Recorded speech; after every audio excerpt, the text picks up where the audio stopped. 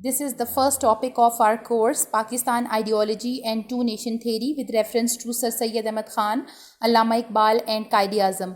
First of all, we will look at the definition of ideology. Ideology means a set of ideas. Ideo means ideas and logy means study. Ideology means study of ideas or a set of ideas upon which a social, political or economic system is based. The term ideology is very complex phenomena in the study of social scientists in social sciences, and there is a great deal of controversy among scholars on its meaning and definition. The French philosopher Antoine Destilly-Tracy used the word ideology during French Revolution. He defined ideology as the science of ideas. It means the study of the origins, evolution and nature of ideas. Origin means how do these ideas originate. Evolution means how do these ideas develop, and nature of ideas means what kind of ideas are these. And Karl Marx defines ideology as the ideas of the ruling class who seek to control the society through the prevailing order of capitalism and their own privileged position. Karl Marx was against capitalism, and he was the founder of communism. So he describes the ideology as the ruling class ideology and ruling class ideas who try to dominate people, exploit people through their set of ideas. Karl Menem, to some extent, took a similar view of ideology. He also used the term ideology in negative meaning. He said it is the ideas of these are ideas of conservative, self-seeking and biased people who are dominant in the society and who want to control and exploit the people in society. From all these definitions, what do we conclude? We conclude that ideology is the way of thinking about the cultural and social program of a political movement.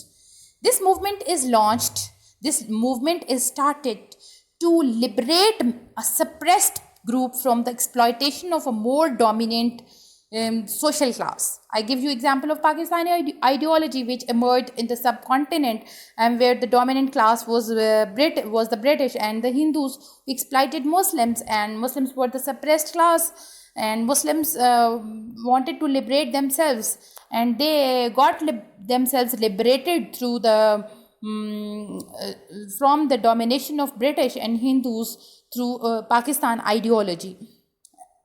Another definition is political ideology is a system of beliefs that explain and justifies a preferred political order, either existing or proposed, and offers a strategy. Strategy means institutions, processes or programs for its attainment. Ideology not only offers a set of ideas, a way of thinking, but it also provides solution to the practical solutions to the problems faced by a group of people or society. Ideology is also defined as interpretation of the past and an explanation of the present and a vision of the future. It means an ideology is, of course, formed in the light of experiences gained from the past. It offers solution to the present problems, and it gives a vision to the future. How does an ideology emerge? Ideologies emerge among the dissatisfied people, among the disgruntled people of society who have been denied their due rights in the society. I'm again giving you the same example, the ideology of Pakistan, which emerged in the subcontinent, where the Muslims were not having their due rights, they were not given their due rights, they were suppressed by the British, they were oppressed by the Hindus, and their wise leadership gave them a new direction of thinking. This was called ideology of Pakistan, and the main leaders who played an important role in the formation of this ideology are Sir Syed Ahmad Khan, Allama Iqbal and Quaid-e-Azam. Another example which I am giving you is ideology of Islam. In the pre-Islamic society, people were suppressed, they were brutally treated by the powerful people, by the dominating class, by the cruel people who were ruling over them. So what was their salvation? Where was their salvation? Their salvation or their freedom was in Islamic ideology. This ideology was revealed to Holy Prophet Hazrat Muhammad sallallahu alaihi wasallam in the form of Islam. Hazrat Muhammad sallallahu alaihi wasallam came to Arabian society as a prophet, and he liberated the mankind from the clutches of suppression and from the clutches of upper class or the dominant group who was exploiting the poor people. So ideologies arise in the times of crisis and social stress. Ideologies emerge when people feel strongly that they are being mistreated under an existing order, and their existence is threatened in the society. And the prevailing ideology, the existing ideology, is not satisfying them. Then they tend to incline towards a new ideology which gives them salvation and freedom. Now, what is the importance of ideology? Ideology is a motivating force. It is a binding force. It binds the people together. It makes them like a cemented wall, and it unites the scattered groups in the society. It brings different people on a common platform, and it gives them motivation and a purpose of life. Ideologies give shape to the revolutions, like French Revolution, Iranian Revolution. In the base of every revolution, there is some ideology, or the Russian Revolution, where communism came in place of monarchy. Monarchy came to an end, and communism took its place. So in the base of this revolution, there was an ideology. So ideology is give birth to revolution. Revolutions are born with the help of ideologies. Absolute and firm individual obedience is demanded of those who accept it. And unquestioned agreement with each other on the ideals is the most vital prerequisite of an ideology.